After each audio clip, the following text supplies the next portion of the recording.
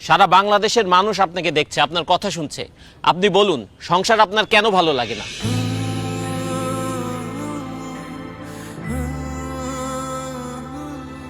আমি যখন অনেক ছোট স্কুলে পড়ি, তখন আমার মা বাবা, স্কুলের শিক্ষক সবাই আমাকে বলেছেন, সুন্দরভাবে পড়াশোনা করো, পরীক্ষায় ভালো রেজাল্ট করো, তাহলে জীবনে সুখ আসবে।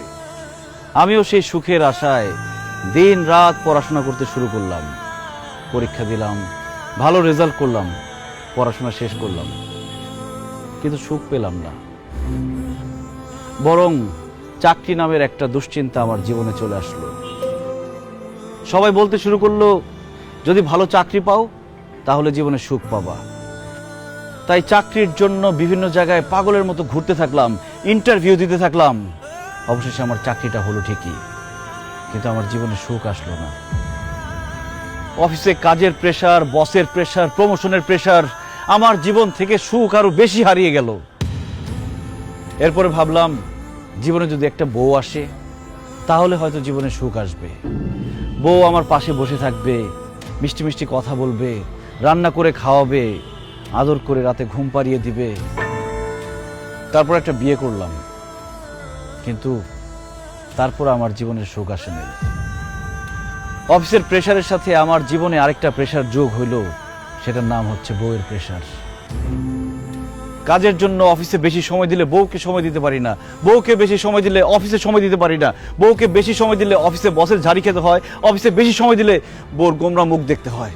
তারপর আজকে এটা লাগবে, কালকে সেটা লাগবে, পরশু ওইটা লাগবে। যখন যা চায় সেটা এনে দিলে সংসারে শান্তি, না এনে দিলে অশান্তি। বউয়ের সাথে ভালো মতো কথা বললে বাবা মা রেগে যায়, বাবা মাকে বেশি সময় দিলে, ভালো করে কথা বললে বউ অভিমান করে। শ্বশুর শাশুড়ির সেবা করলে বাবা মা রেগে যায়, আবার বাবা মার সেবা করলে শ্বশুর শাশুড়ি রেগে যায়। তবুও শ্বশুর শাশুড়ি, বাবা মা সবার মন জুগিয়ে এই সংসারে আমাকে চলতে হয়েছে। ঈদ আসলে সবাইকে নতুন জামা কাপড় কিনে দিতে হয়েছে, কিন্তু ঈদের মধ্যে আমি কোনো নতুন জামা কাপড় কিনতে পেলাম কিনা সেটা কেউ কখনো জানতে চায়নি। কেউ অসুস্থ হলে তাকে হসপিটাল নিতে হয়, ওষুধ এনে দিতে হয়, কিন্তু সারা দিন শেষে ক্লান্ত হয়ে আমি বাসায় ফিরলে আমার কি খারাপ লাগছে কিনা, আমার কি অসুস্থ লাগছে কিনা কেউ কখনো আমার কাছে জানতেও চায়নি। আর এইসব শুধু আমার সাথে না, বাংলাদেশের হাজার হাজার লাখো পুরুষের সাথে প্রতিনিয়ত হচ্ছে এরকম। এত কিছু করার পরও একজন পুরুষ মানুষ, একজন স্বামী কাউকেই খুশি করতে পারে না। সবার শুধু সেই পুরুষ মানুষটার উপরে কমপ্লেইন আর কমপ্লেইন। তাই সংসার থেকে আমার মন উঠে গেছে। আপন মানুষদেরকে আমার পর মনে হচ্ছে, বাড়িটাকে আমার জেলখানা মনে হচ্ছে। আমার মনে হচ্ছে আমার খোলা হাওয়া দরকার, আমার নির্ভেজাল জীবন দরকার, আমার একা থাকা দরকার। তাই আমি বাড়ি ছেড়ে, সবাইকে ছেড়ে এখানে এসে থাকার চিন্তা ভাবনা করেছি।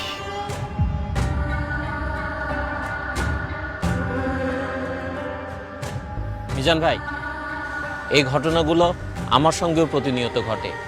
আমারও মনে হয় আমি সব কিছু ছেড়ে ছেড়ে চলে যাই। আপনি তো একদম আমার মনের কথা বলেছেন। মিজান ভাই, আমিও সারাটা জীবন অনেক কষ্ট করছি, কিন্তু কাউরে কখনো সুখী করতে পারি নাই। মাঝে মাঝে মনটা চায় যে সংসার জীবনটা ছাইরা চলে যায়, কিন্তু বাবা মা, বউ বাচ্চা এগো মায়া ছাড়তে পারি না। বাবারে, তুই যা বলছিস তাই দেশের সব পুরুষের সাথেই হয়। পুরুষ কোনোদিন কারো আপন হইতে পারে না। পুরুষ মানুষ শুধু দিয়েই যায়, কারো কাছে সুখ পায় না। তারপরেও পুরুষ সংসার ছেড়ে যেতে পারে না। তার দায়িত্ব হচ্ছে সংসারটাকে আগলে রাখা, সংসারের সব মানুষগুলিকে ভালো রাখা।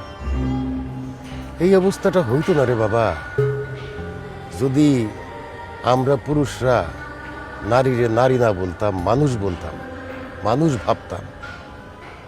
আর নারীরাও যদি পুরুষ না বইলা মানুষ ভাবতো, দুইজন দুইজনরে মানুষ ভাবলে এই সমস্যাগুলি আর হইতো না রে বাবা। জামাই বাবাজি, তুমি যে কথাগুলো বলছো একদম ঠিক বলছো। তুমি বলতে পারছো, কিন্তু আমি সারাটা জীবন বলতে পারি না। তারপর পুরুষ মানুষদেরকে এভাবেই সংসার করতে হয়, তোমাকে করতে হবে। মিজান, আমাকে তুমি মাফ করে দাও। তোমার স্ত্রী হিসেবে আমার দায়িত্ব ছিল তোমার কষ্টগুলো বোঝা। আমি তোমাকে কথা দিচ্ছি, আজকে থেকে তোমার দুঃখ কষ্ট সব কিছুর আমি খেয়াল রাখবো। প্লিজ বাসায় চলো, চলো না আমরা নতুন করে সুখের সংসার করি।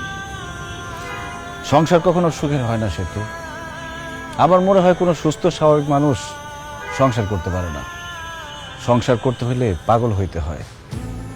আমার মনে হয় আমরা পুরুষরা সবাই পাগল, আর সেই জন্য সংসারের শত ঝামেলা সহ্য করেও সংসার করে যাচ্ছি, করে যাব। চলো।